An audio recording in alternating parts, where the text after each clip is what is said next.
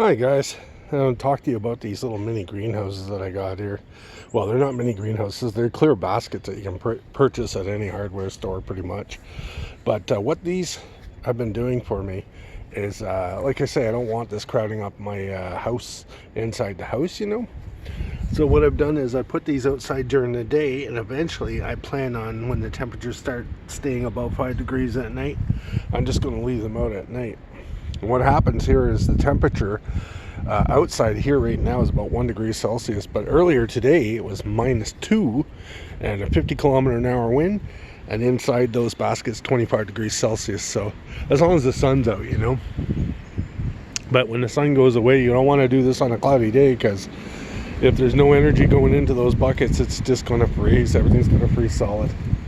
So you can see I still got ice here, so that gives you some idea. Now you're wondering what kind of plants I have there. Well, there's some broccoli in there, and there's cold-hardy plants, but I also got tobacco in there, tomatoes and peppers, guys. And I'm working on putting some melons out real soon. Tomorrow's going to be 8 degrees Celsius here, and in those buckets could probably get as high as 40, because it's not going to be nearly as windy and a lot more sun. There are other things you can do too, like build a hoop house, as Moon will tell you. And in here I've got spinach and stuff, and it's accelerated the growth because it's very cold out here. It's like 2 degrees, 1 degree Celsius. Inside there is probably 25. Spinach is going, I can see a dandelion growing in there. But you could start your melons and something like that. In fact, when you do put them in the ground in June, sometimes it can be still pretty cool. I may actually have to employ this method in that watermelon garden over there, because we've had such a cool spring so far.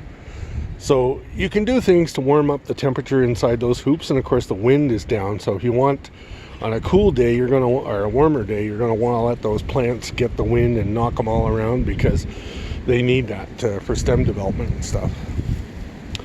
Anyway, that's been your container garden for middle of the week. We're kind of bored, and Moon's hunting some mice. Moon and I say goodbye. Gracias amigos. Thank you for stopping by.